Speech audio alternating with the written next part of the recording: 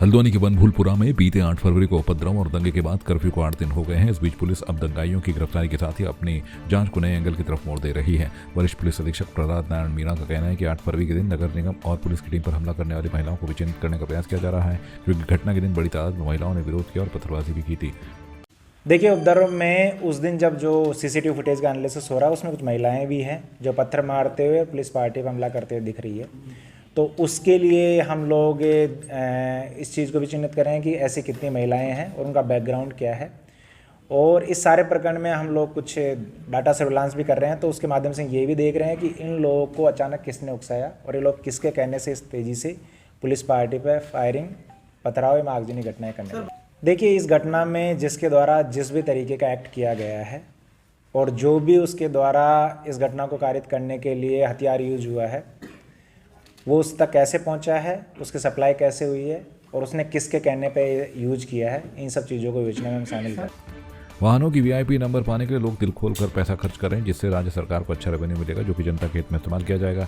इसी को लेकर आरटीओ सुनील शर्मा ने कहा कि उत्तराखंड के अंदर जो फैंसी नंबर जो रजिस्ट्रेशन के लिए होते हैं उनको ऑनलाइन नीलाम किया जाता है। लेटेस्ट सीरीज की बात करें तो अभी इस सीरीज से कुल 17,98,000 का रेवेन्यू आया है।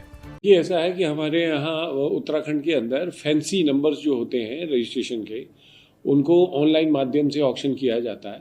कुल मिला के एक सीरीज़ में 38 नंबर होते हैं और इन 38 नंबर में से अगर लेटेस्ट सीरीज़ का एग्जांपल लें तो एफएस सीरीज़ में 22 नंबर जा चुके हैं, जिससे 17,98,000 का रेवेन्यू आया है। जो 001 नंबर है वो सबसे महंगा 7,22,000 का गया हुआ है। उसके बाद हमारे दूसरे नंबर 0009 जो है वो लगभग 2,60,000 का गया हुआ है। इससे काफ़ी अच्छा राजस्व हमारे पास आया हुआ है। और इसके अलावा कई ऐसे नंबर भी हैं जो आदमी एक फिक्स्ड अमाउंट पर बुक करा सकते हैं और वो ऑनलाइन बुक किए जाते हैं। इन सब के माध्यम से एक अच्छा रेवेन्यू जनरेट हो रहा है। हल्द्वानी बनभूलपुरा हिंसा के मास्टरमाइंड अब्दुल मलिक समेत 9 नामजद उपद्रवी के खिलाफ कुर्की का आदेश हुआ है। डीआईजी कुमाऊं योगेंद्र रावत ने बताया कि फरार मास्टरमाइंड अब्दुल मलिक की तलाश में अलग अलग टीमें लगी हैं और पुलिस की कई टीमें विभिन्न राज्यों में अब्दुल मलिक सहित फरार अन्य दंगाइयों को गिरफ्तार करने के लिए दिन रात काम कर रही हैं। ये जो 9 लोग बचे हुए हैं जिनमें कि अब्दुल मलिक भी सम्मिलित है, इनकी माननीय न्यायालय से आज 82-83 जिसको हम भाषा में कुर्की कहते हैं वो प्राप्त कर ली गई है और इसको जल्दी ही एग्जीक्यूट कराया जाएगा। इसके अलावा इसकी गिरफ्तारी के लिए लगातार प्रदेश के अंदर और प्रदेश के बाहर प्रयास किए जा रहे हैं। पुलिस के पास अपने सुराग हैं और इसके आधार पर हम लोग इनको परसू कर रहे हैं।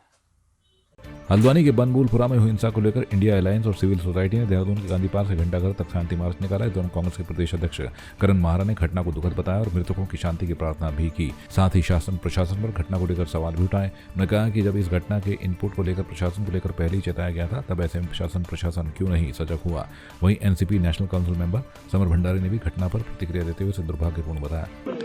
देखिए, बनभूलपुरा की घटना निश्चित ही दुर्भाग्यपूर्ण है। कभी भी उन शांतिपूर्ण जगहों में इस तरह की घटना नहीं घटी और जिस तरीके से सरकार और प्रशासन ने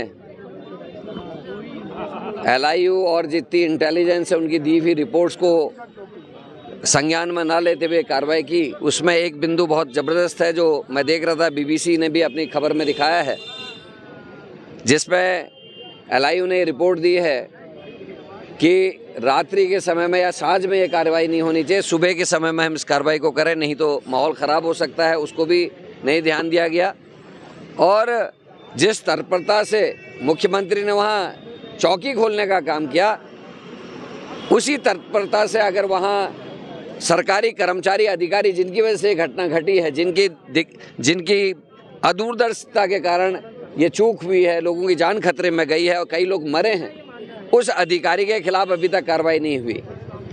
नगर आयुक्त जो इस कार्यक्रम को लीड कर रहा था, उसको प्रमोट करते हुए बगल के जनपद में उधम सिंह नगर में एडीएम बना के भेजा गया है, उसको पुरस्कृत किया गया है। तो ये सरकार की कथनी और कथनी में फ़र्क दिखाता है।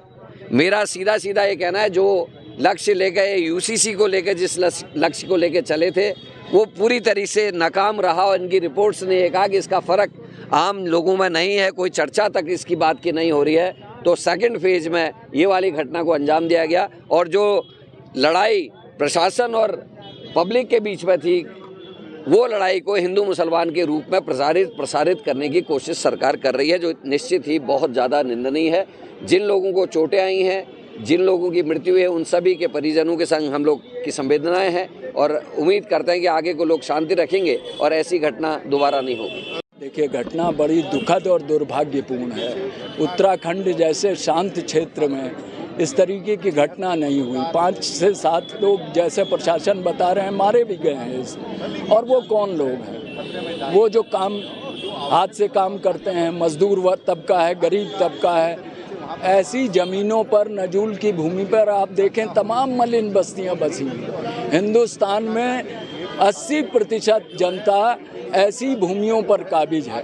उनका सुनिश्चित आवास उपलब्ध कराने के बजाय केंद्र सरकार कहती है हम सबको आवास उपलब्ध कराएंगे, लेकिन उसको उजाड़ने का काम किया जाता है, बुलडोजर चलाया जाता है। और दुखद ये है कि तारीख लगी हुई थी 14 हाई कोर्ट में, 8 तारीख को हाई कोर्ट ने ये कहा, आपने उसका इंतज़ार किए बगैर, और वो भी शाम के समय, जबकि जाड़ों में बहुत जल्दी अंधेरा हो जाता है, आप बुलडोजर लेके चले गए।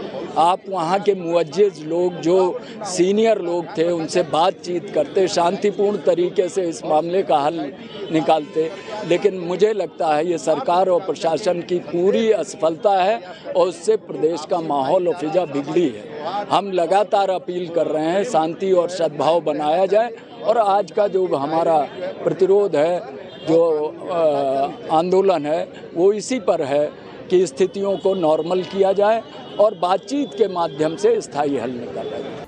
भारत निर्वाचन आयोग के दिशा निर्देशों के अनुसार नगर निगम ऋषिकेश में समस्त अधिकारियों और अधिकारियों की ओर से मतदाता शपथ ली गई। इस मौके पर ऋषिकेश नगर आयुक्त शैलेंद्र सिंह नेगी और उप जिलाधिकारी कुमकुम जोशी की ओर से अधिकारियों और कर्मचारियों को शपथ दिलाई गई।